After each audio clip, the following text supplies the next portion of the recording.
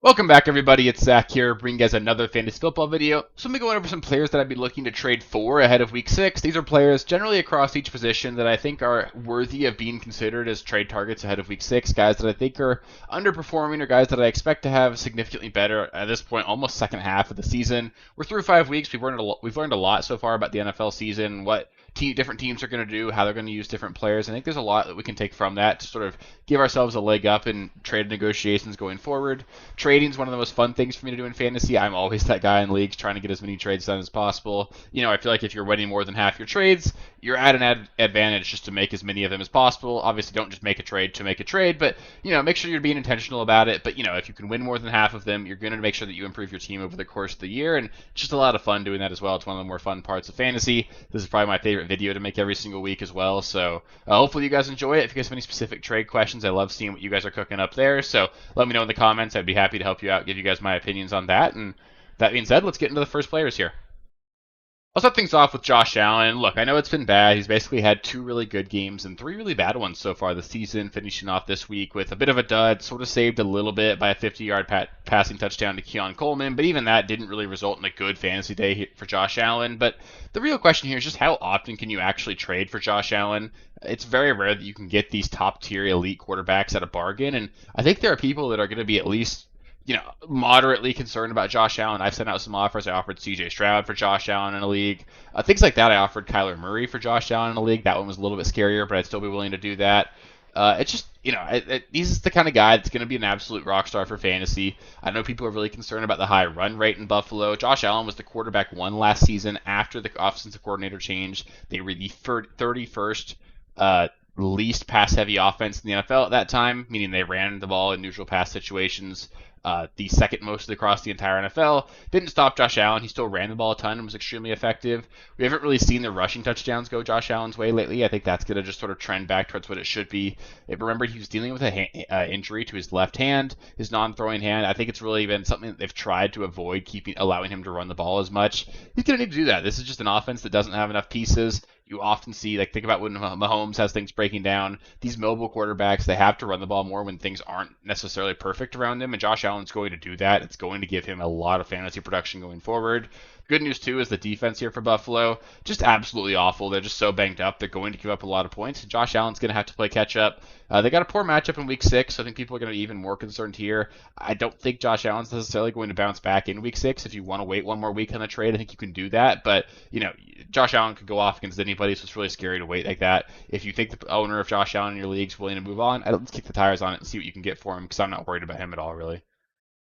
Next, we've got Jordan Love here. Somehow really hasn't had a boom game just yet. You could call it a boom game against the Vikings in Week 4, but, started off really slow. I don't think people really appreciated what he did in that game, despite the fact that the overall fantasy performance was pretty good. But I just want to highlight the next month of games for him. He's got games against Arizona, Houston, Jacksonville, and Detroit. Those are 4 teams that are not only going to put up a lot of points, but also don't necessarily have the best defenses. It should be an absolutely fantastic setup there for Jordan Love to go out there and honestly put up a really great month. I wouldn't be shocked if he's the quarterback 1 over the next 4 weeks of the season, and that's a really that's a playoff clinching stretch for your fantasy roster if he can do that. I really do think things are set up for him. We've got Tucker Kraft emerging as a really solid option at the tight end position. That's great to see. Young, blooming tight end. That's a really great option for him. Dontavian Wicks really can't play worse. He's got 6 drops over the last 2 weeks, I believe. That's insane. That's going to get better. Wicks is a good player. He can't play any worse. There's going to be more opportunity there. Romeo Doubs, Christian Watson, they're coming back soon. This offense is trending up, and Love's also dealing with an injury himself, obviously. Still doesn't look entirely 100%, but he's obviously going to get healthier and healthier each week. I think Jordan Love's going to be a fringe top 5 quarterback the rest of the season, and don't think you really have to pay that right now. So I think you're running out of time if you want to get Jordan Love. This next month should be really fun for him, and I think now is the best time to go get him before it happens, because after that, you're just not going to get him for cheap at all. For the second week in a row, I want to highlight Bijan Robinson. I know it didn't quite break right last week, and last week I did mention that it might not have been the best setup for him in Week 5. He was still dealing with that hamstring injury, and I think that people are really freaking out about the usage and involvement of Tyler Algier. We saw prior to Week 4 on Friday, Bijan Robinson pop up on the injury report with a hamstring injury. Over the course of the first 3 weeks of the season, Bijan Robinson was averaging an 82% snap share. After that hamstring injury, you had 2 days before their game on Sunday, and then 4 days, so a short week before the next game. Bijan's been down to like a 65% snap share, and that's not the team wanting to use Tyler Algier more. That's just Bijan Robinson not being 100%. They're taking it easy with him, and they're winning games without it. So it makes a lot of sense. They just gave him a little bit of rest that he needed, and now they've had a long week here. They had 10 days to rest up, and they get to play Carolina in week 6. Bijan Robinson should absolutely smash. If he doesn't smash in this matchup, then okay, it's time to be concerned here. But I'd be absolutely shocked if he doesn't. I bet he goes for 102 touchdowns in this one. He's an elite player. He gets an elite matchup this week. There's nothing to be worried about. And then his playoff schedule is awesome too. He gets the Raiders, the Giants, then the Commanders. 3 straight teams you can run the ball pretty effectively against. And this Falcons offense is absolutely trending up as well. We just saw Kirk Cousins throw for over 500 yards. There are going to be a lot of scoring opportunities in this offense that there weren't for Bijan last season. We saw Bijan be an RB1 with bad usage and with a bad offense last season. Now that those things should trend back to the right direction, you'll have a better offense, better usage. Bijan Robinson is going to be a stud. Go get him now because I think people are actually a little bit concerned. Next for me, it's going to be Chase Brown, obviously a different tier here than Bijan Robinson. And I know you're kind of buying high, but I actually think it's worth it here. I do believe Chase Brown can be an RB2 for us the rest of the season. Zach Moss likely going to miss at least some time with the ankle injury. We'll see what really happens there. Still don't have a ton of information, but Chase Brown's been trending up anyway. He was a guy that I think is in position to eventually take more and more work off of Zach Moss. And just he's a better player. He looks more explosive. The main thing is just they trust Zach Moss more in pass protection, but Chase Brown's certainly a guy that I think they can work in, and he's improving in that regard as well. So they're trusting him more and more. He's a guy they want to get the ball. And if you look at the next 4 weeks here, it's a really great setup for Chase Brown. He gets the Giants, the Browns, the Eagles, and the Raiders. Those are 4 not very good defenses. Also teams, outside of the fact of the matter really is also that the Bengals defense is really bad. This is a team in Cincinnati that needs to score a ton. They're throwing the ball a ton. These running backs in Cincinnati are catching a lot of passes. We saw Chase Brown catch a touchdown this week. There's a lot of opportunity to score points in this Bengals offense, and Chase Brown's going to be a big part of it going forward, and he's just not going to cost you all that much right now. So I definitely think he's worth kicking the tires on if you're thin at running back. Maybe a controversial one here, but I'm going to put Chris Olave on the buy low list. Don't overpay here because it could be a rough few weeks. It sounds like Derek Carr is going to miss a couple games with the oblique injury. Sort of a TBD in terms of what we're going to see there. I think we're probably going to see Spencer Rattler play for them over the next few weeks. Did look really good in the preseason. Obviously, it was a talented prospect coming out of college, so there's upside there. But it could be rough. It could be a rough next 3 games, so I don't want to necessarily recommend that you trade for Olave if you need to win now. But I don't want to panic either about what happened this last week. The Chiefs have removed the number 1 target across the board, really, in all of their first 4 games and now the first 5. They shut down Mark Andrews in week 1, you'll remember. Jamar Chase had a bad week 2. Drake London had a bad week 3. Really no number 1 target for them to shut down against Los Angeles in week 4, so I sort of took that one out. And they shut down Chris Olave. It's just what the Chiefs do. They know how to bracket number 1 targets in the offense, and it's just going to be a theme over the course of the season that number 1 targets against the Chiefs are not going to put up big numbers. We saw that again this week. They had really great coverage on Olave all day. Rashid Shaheed's the guy who broke long for the big touchdown. But outside of that, you had the weird week 1 game where they just sort of won by 40 against the Panthers, didn't need to throw the ball. But other than that, Chris Olave was averaging like 16 PPR fantasy points per game in that stretch. Was playing really well. There was nothing to be concerned about with Chris Olave there. And this is just, it was the Chiefs. I don't really want to take anything from it. And let's just assume here that Derek Carr misses 3 games. This is the remaining schedule for Chris Olave after that. You get Carolina. That's an awesome welcome back for Derek Carr. You get Atlanta, Cleveland, the Rams, the Giants, the Commanders, the Packers, and the Raiders. That is like a whole half of a season of bad defenses and teams that you're going to be able to score on.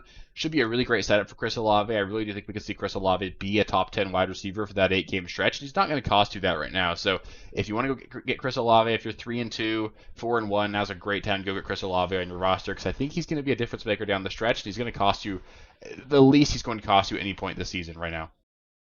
One more receiver I'm going to recommend here. Again, this one sort of only applies if you're in a relatively good spot with your roster. But Jaylen Waddle, I think Tua's going to be back in week 8 here. It was really great to see the Dolphins win in week 5 here. It sort of saved their season. They've got their bye in week 6. Tua's going to have to miss week 7. That'll be his 4th game. But it seems like all signs are pointing towards Tua coming back in week 8. And that's going to make this offense exactly what we expected it to be over the beginning of the course of the season. We drafted Jaylen Waddle in the 2nd or 3rd round because we know that he's the kind of guy that can do that. He can be a really high-end wide receiver 2, low-end wide receiver 1 for your roster. And he's effectively free in leagues right now. I saw him get dropped in a high-stakes league I'm in right now.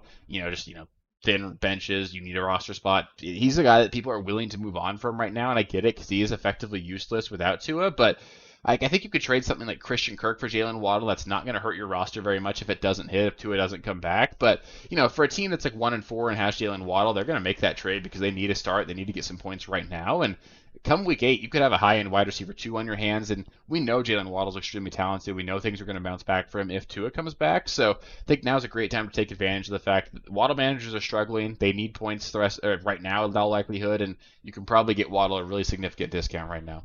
Same thing goes for Tyreek Hill as well if you're interested there, but I don't think he's as cheap. And then finally, one tight end I want to highlight here. It's going to be Dalton Concade. Just really tough to do a lot this week. Obviously, the quarterback, Josh Allen, completed 9 passes. Not a lot to go around there for Dalton Concade. He had 6 targets. That's not bad at all, but only caught 2 of them. Again, has actually a better catch percentage than the rest of the team on average. So just really tough in general for this offense. The Bills could not move the ball very effectively. We know the Bills' offense is better than that. Dalton Concade is a focal point of this offense. Josh Allen, he's not going to play like that probably ever again this season. He's a really great quarterback. There's nothing to be worried about there. And, there's nothing that I'm really scared about with this Bills offense. And with just how poor the tight end position is right now, Dalton Kincaid's likely a top 2 target in an offense that really needs him to perform at a high level. I fully expect things to get better for Dalton Concade and the Bills offense going forward. I think he's a top 5 tight end going forward. And the manager with him is probably pretty frustrated. So I think it's worth kicking the tires on him. I would probably be willing to move. Tucker Kraft and him are really similar to me, but if you want to move on from Tucker Kraft to get Kincaid, I think that's a perfectly fine decision to make. A little bit risky, but you'd probably get that done in a lot of instances. There's lots of things you could do to get Kincaid, and if you really need tight end help, I think Kincaid could be a big boost for your roster.